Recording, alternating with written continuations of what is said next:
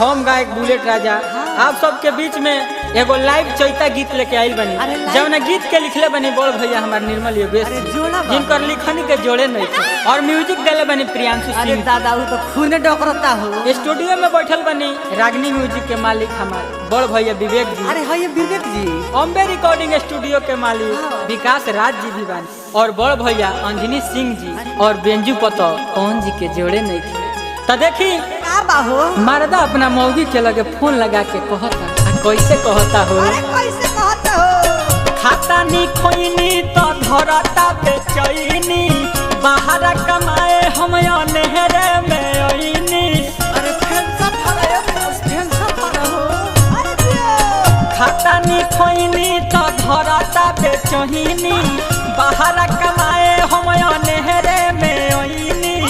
बोल जाए काम संगे मिल के, बोल जाए काम संगे मिल के घरे आवो तानी रखो खरिहानी छिल के। घरे आवो तानी रखो खरिहानी छिल के।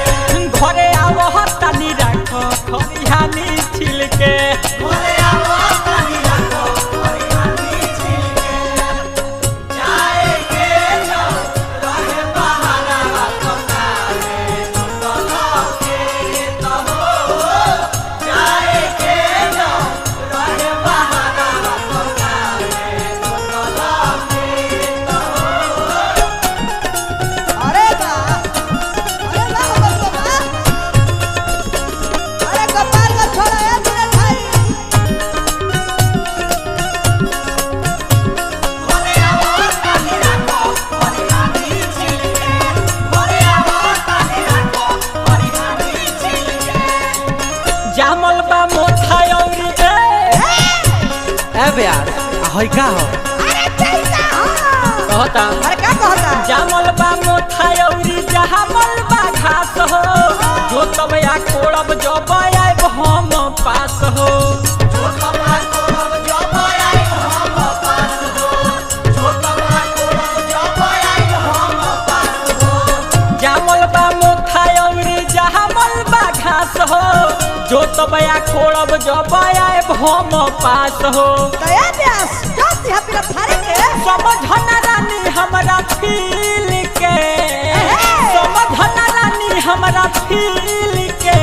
घरे आवो तानी रखो खरिहानी छिल के। घरे आवो तानी रखो खरिहानी छिल के। घरे आवो तानी रखो खरिहानी छिल के। घरे आवो तानी रखो खरिहानी छिल के। काम होत नहीं के तोहरा बिना हो। काम होत नहीं के तोहरा बिना हो। चोलिया चोलिया से छुओ ना पसीना हो।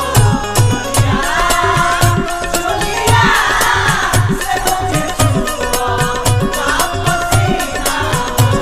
घरे आवो तानी रखो खरिहानी छिल के। घरे आवो तानी रखो खरिहानी छिल के।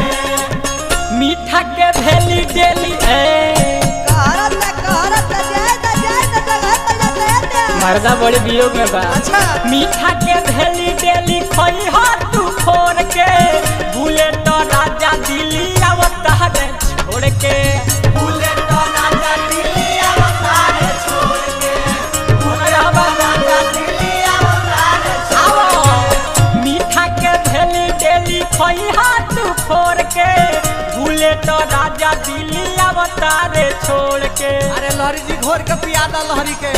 बहुत नी बात अपना दिल के।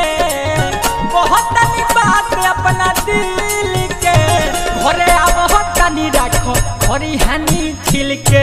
घरे